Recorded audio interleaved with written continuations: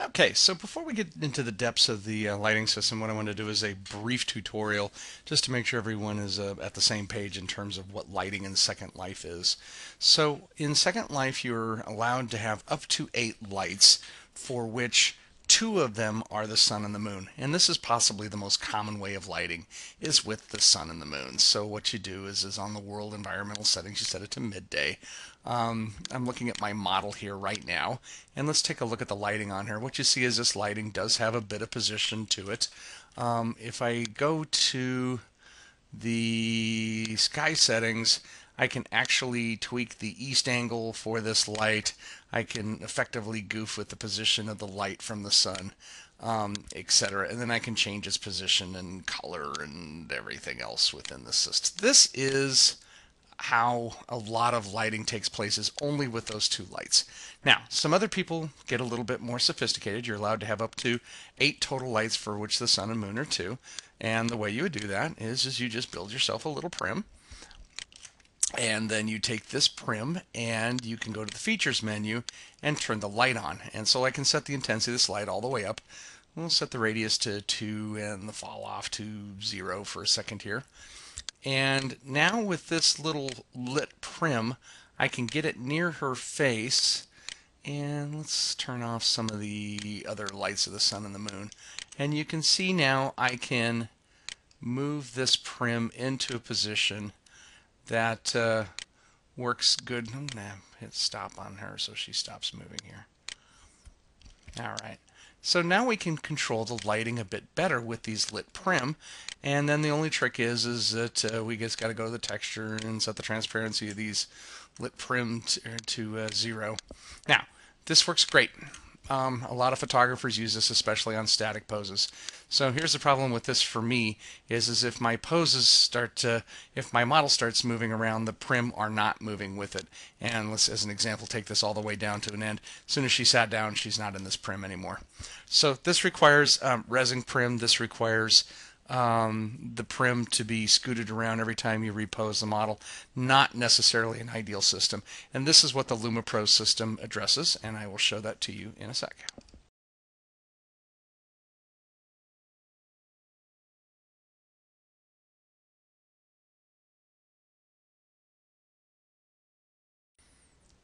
Okay, so let me show you lights done right. This is the same model again, lit by the Lumipro system. If you notice that the lights are staying with her as I'm modeling her from pose to pose, and this is just a motion capture pose here, you're seeing that the lights are staying with the model, so this gives her the freedom to move around. And I can even take it to the point of dropping the model on the ground in a pose, and again the lights are staying correct. So let me show you what these lights look like. These lights are actually lights that are worn by the model and controlled by a photography HUD. The HUD is sitting over here in this space here, and the lights are actually given by me with a button press to the model. I can give out an infinite number of lights, and then the lights are controlled exclusively by this HUD. So, for example, if I want to shoot, all I do is hit this button here. The HUD goes away, the light goes away, minus one small button. I can shoot all the shots that I want to get, and then turn the lights back on and make some adjustments. Let me give you an example of the adjustments that we can make. If I hit the intensity button and set them all to 0, the lights turn off. And now you can see what the room is like lit without any lights. There are 3 primmed lights, a red prim, a green prim, and a blue prim light. That's not the color of the light that they emit. These are just designators so I can keep them straight. Let's hit the intensity on the red prim. I'll set it to about 0.9 maybe. And now you can see the light is turned on, and I can potentially shoot some shots just with this single light. Notice that this back edge over on this side is a little dark and a little unlit. That's typically what an accent light is for. If you look at the position, I have the green light positioned kind of a little behind the shoulder. And let me stop posing her for just a second here. And now if I turn on the green light, you can see the consequence of it turning on that prim there. We get a nice lit edge over in here. And we can come back in and have her continue doing some pose work. And then the next thing you might want to look at is maybe just a little more light around the pants area. And this is why I've got, at least currently, adjusted a blue light down in here that I can then go turn the intensity on. Maybe a 0.8 or something like that. Excellent. So now I've got kind of the lighting the way I like it. I can move this model and I can pose this model Now, let me show you one last thing that's two more things that are kind of cool on this thing. One is adjusting the position. If I want to get this accent light a little bit higher and off her shoulder, for example, all I do is touch it. Wherever I touch becomes the new center point for the prim. So I can go tap, tap, and now this light is higher. If I want to drop this light down a little bit, tap, tap. So now I brought this light down a little forward. Now I can go back in and readjust. I can do this in a simulation that has no prim, and no resing ability. As long as I can run scripts, I can have complete and full control of photography. Last thing to show you is kind of cool is the color. If you notice for this particular round of photography that I had done, I had chosen a color that was actually a sepia. I can go to white light. You can see the difference of that. Or I can take the light even down into a cooling regime.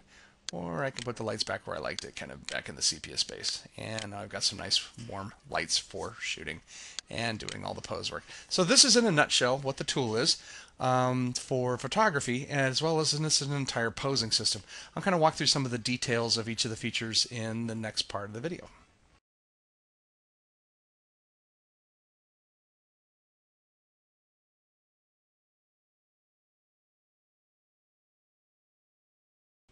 Okay, so let's walk through a fine detailed example and show off these lights and show off some of the opportunities these lights would have outside of standard studio work, and also give you even more precision in your studio work. So I'm over in the Kowloon sim, and Kowloon is one of my favorite oriental looking sims, and unfortunately, like many sims, the problem is if you look down here, no build. So I can't res my pose stands, I can't res any lights. So the Lumipro system will help us in all of that. Let me turn on the lighting system, and you can see she's already wearing the lights. If not, I would say give lights and give her a set of lights. First thing I'd like to do is I'm going to put her into a pose.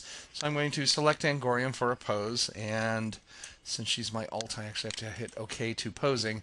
And then let's just pick one of the poses that I have. I just call my adjust lights pose. So you can see the pose is sitting in here. For a very quickie setup, there are kind of two default buttons that you can press. One is called butterfly.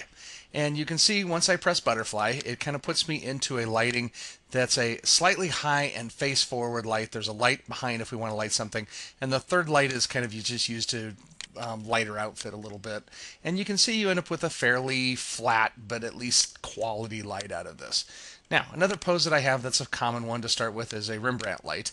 And what this does is it moves it high and to the right, creating a different face shadow. And then the accent light you can see is creating a nice sharp accent on the face. For example, I can turn off the accent light so you can see the value of it. Yep, there's the value of that accent light to the overall pose.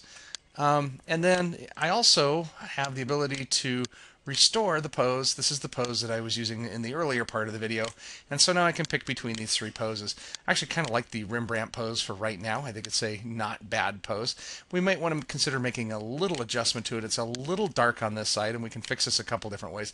The easiest way is just to tap the green light, and we're going to pull it in just out a little bit just to get a slightly better lighting on that side. Yep, I'm pretty happy with that right now. If I did want to make another adjustment to this, I could possibly consider tapping this light a couple times to the primary red light, and I'll also tap the blue light as well. I should probably stand back a little bit here since I'm in the way of some of the shooting here in a second. Okay. Okay, so we have the lights the way we want them. One of the things I'm going to do is I'm going to set the alpha of the lights to 0. This leaves the HUD up, but allows me to darken the lights on her. And one of the things we'll play with is let's play with the coloring. So I can go into the cooler colors, or I can go into the violet colors. I'm actually going to stick with a warming color for this particular lighting shoot set because those lighting colors somewhat match the lighting within the like it looks like glow off the neon lights. That's kind of up to the preference of the shooter to decide which way we want to do this. Okay, so now that we have this, we can run through a series of poses with this model. I'm going to pick some of the demo poses that have been loaded in here. And one of the things you can do is you can actually go in and pick a specific pose that you would like. Or if you want, there's another option here, which is Let's back up a little bit and I'll show you that. We can just pick one of the poses. I actually have a next pose button, so you can find the pose that you like and then shoot away. One of the funner things that is coming online lately is the motion capture posing. I'm a huge fan of the motion capture posing. That's not the one I wanted. Let's try this one. And this allows me freedom of motion. I can get fluidity in the motion in their hair. I can get fluidity of motion in their outfit that they're wearing, depending on the outfit. You know what? As I'm looking at this, I'm not as happy with that. Let's go back to the white colors for a minute.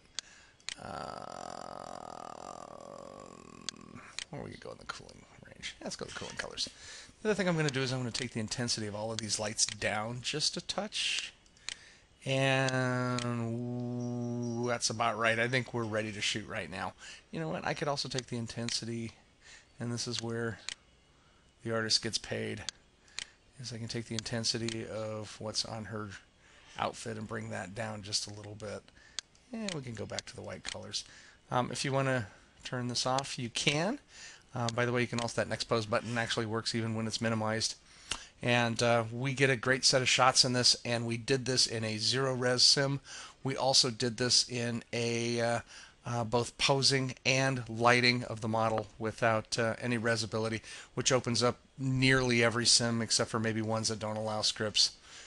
That's it.